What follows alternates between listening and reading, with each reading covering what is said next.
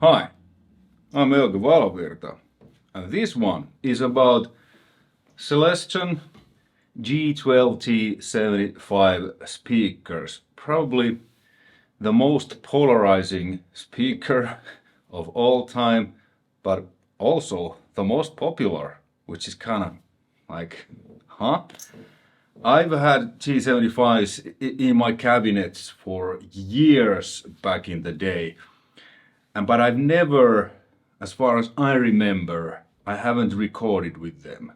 Probably I have, but if my memory serves me well, I pretty much always used V30s, Creambacks or Greenbacks. But the G75, the cabinet, it sounds really good when you're in front because it's deep, it's full, but then when I put a mic in there, obviously because microphone picks up stuff differently than human ears, you know, human ears are, I think, the best, and then you just need to find a microphone that captures what you hear the best. Usually it's a 57 Sennheiser E906 MD421 and some ribbon mics, what I've used. Anyways, here's my Marshall 1960 Classic cabinet. This is from 2004. If I remember well, and originally this classic cabinet, it came with greenbacks. So it was the Marshall Vintage cabinet version, the 280 watts. Here it still says 280, but then there's this stamp which says 100 watt, which is done afterwards with a like pop-up thing. So Marshall did this for a while in early 2000s. I bought this cabinet without any speakers. It was empty. And I have 3 Marshall Vintage speakers and 1 CELESTION V30 in there. And I'm gonna put a 2 G12-T75s. These are old ones. G3760. The cone is, I think it's the what's considered to be the cone, you know, 1777. I think these are from 90s or something. I might be wrong, but old. Not as old as me, but old. So I'm gonna put 2 of these in and I'm gonna see that, you know, I really like the G75s when I stand in front of the cabinet, because I just recently played with my Plexi at the Musics, where Eric Studer modded my Plexi, video link there, and I really like the sound in the room. G75s and a Plexi. I was like, man, why it always sounds good in front, but then when I mic it, it's just weird. So, what I did now, I recorded a DI, signal of a riff. Then I reamped it with my Marshall JCM 80203, aka the bad boy. And I used a single Sennheiser E906 in front of each speaker, aimed, you know, at the edge of the dust cap. I just tried to find the best sound with each speaker. Then I recorded those, reamped, then listened, and I hear the results. The left, they all sounded great. Like, you know, the CELESTION V30 was a little bit more like mid-focused, upper mid-focused. The Marshall Vintages were all a little bit fuller, maybe. So here's the results. The left low speaker and the right upper speaker I liked the most. They were the most even. This one had it was more scooped. It's Marshall Vintage. It was more scooped than these 2 and had quite a lot of top. I think it almost was like a G75.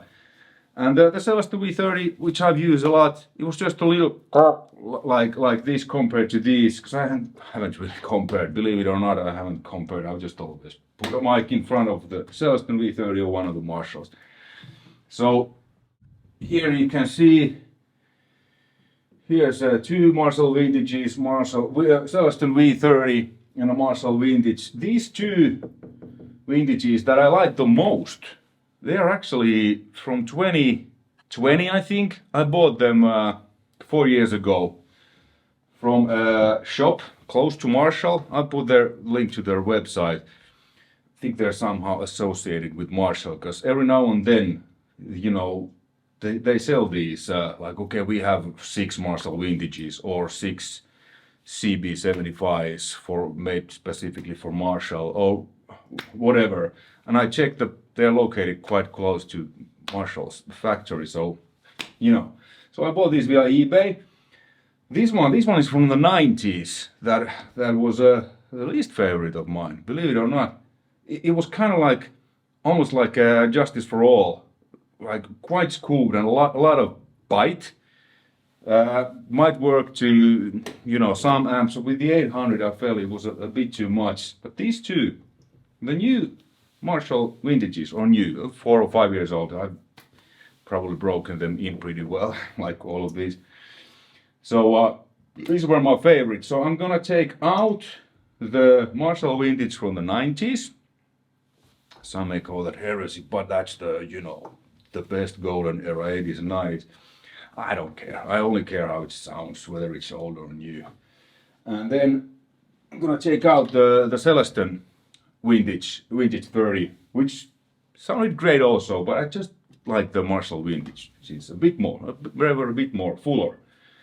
So I'll take those two out. I'll put these 2 old T75s in, and then let's see how they sound, or do I need to dial my amp differently or use different microphones in different places to get the sound out from my studio monitors when the cabs are mic'd in another room, what I feel with these speakers when I'm standing in front of the cabinet.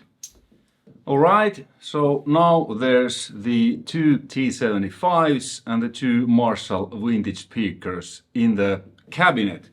What I'm gonna do next is I'm gonna play a riff, first with the T75s, using the Sennheiser E906. Then I'm gonna switch the microphone to the exact place at the edge of the dust cap to one of the Marshall vintage speakers, play the same riff, and then we can hear the differences, and then let's continue this experimentation by doing some other things. Alright, so T75 and the amp is the Marshall JCM 800 212-3 from 84, aka the bad boy, boosted with Bass SD1.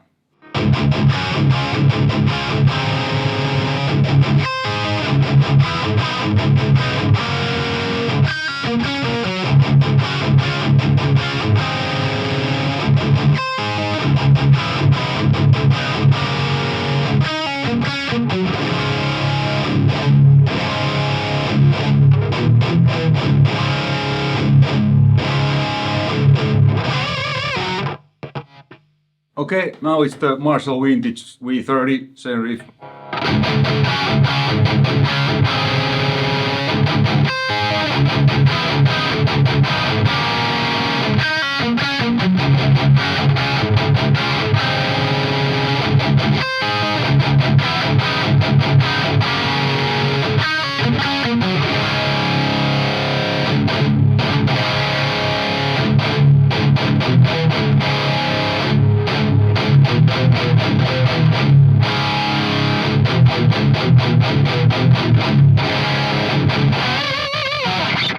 Okay, so what did we hear? The Marshall Vintage / V30, more mids, tidal lows. It was more present, more like in your face. The G75, huge low end, less mids. The highs were, to me, at least here in the room, quite similar. So what I'm gonna do now is I felt still that the G75, it sounded actually really good on its own, but I know from my experience that in a recording situation, band situation, in the mix, when I'm mixing stuff, it might be that it's a little bit too distant. There's not too, you know, it's lacking the mids. That's why it kind of sounds more distant. So, you know, I'm gonna do a really complex thing and turn the mids up from the amp. Let's see how it sounds then. Okay, so I moved the mic back to in front of the G75 to the same spot, you know, shooting to the edge of the dust cap. Now the amp is set the same like it was, and let me play a little bit, and then I'm gonna tweak the amp to get a little bit more mid and a tighter bottom end, kind of the sound I hear in my head.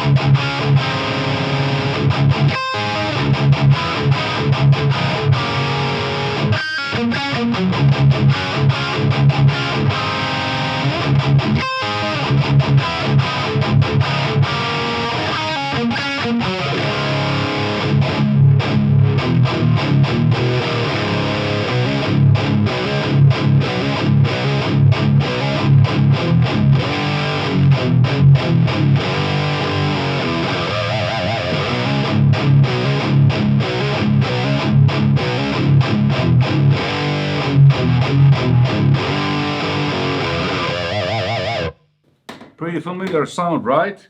I have an old guitar word where Zach says that he used G75s on no more cheers. So yeah, what I did is I lowered the bass, the low end, to make it tighter by, well, I don't know where they were, but now they are, bass is 7, mids are 7, treble is 6, presence is 4. So, you know, I'm just using my ears always because the numbers, you know, I don't hear anything with my eyes. But anyways, I took off a little bit low end, added some mids, added a tiny, I think I added a tiny amount of treble, or maybe it's the same, because at some point I lowered it a bit and it became a little bit too dark. So, I think it's a great speaker, but if you have dialed your amp, like I had my 800, because I've mostly used that and used with V30 vintage speaker. So now with the G75, I needed to do the things I did, and I think it sounds actually really good. What I'm gonna do next is I'm gonna spend some time by trying out different microphone combinations and microphones in different positions in front of the speaker, and yeah, then I'll let you know what I ended up with, and then let's compare it to some of my other favorite speakers and microphone combinations. Alright, the test is done. So I ended up with SM57 and SC Electronics X1R ribbon mic. The 57 is aimed at the edge of the dust cap, the big dust cap, and the ribbon mic is kind of between the center and the dust cap. So it's not the edge of the dust cap, it's kind of there between. So that I like the most. I was just like, yeah, now this works. And I'm gonna compare now the G75 with those microphones to a Marshall Vintage speakers, where I have my go-to microphone pair for years, SM57 and ST Electronics VR1 ribbon mic.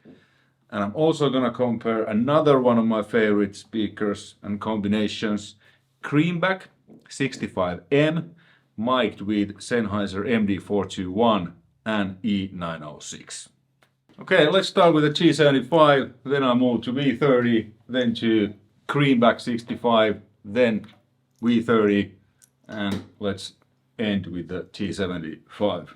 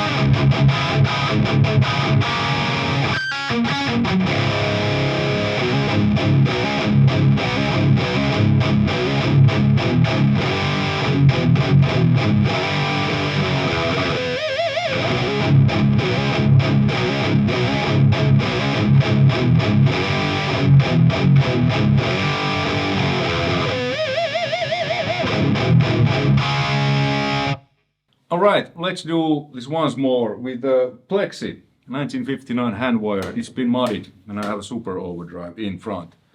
First T75, then V30, Creamback 65, V30, T75.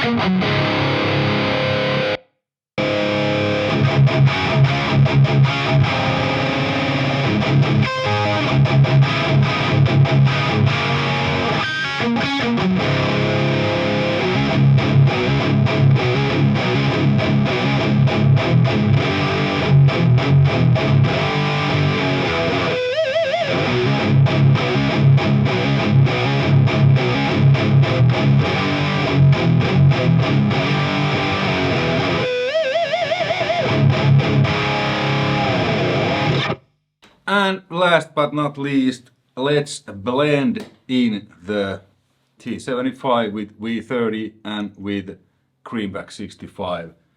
All speakers equal level. The amp is now the Marshall JCM 800, and this is a T75 and V30, both on equal level.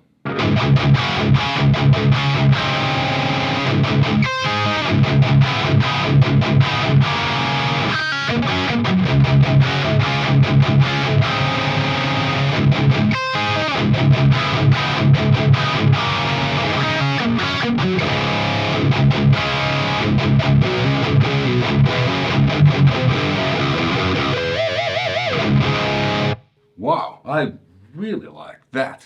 Okay, then the T75 with the Creamback 65.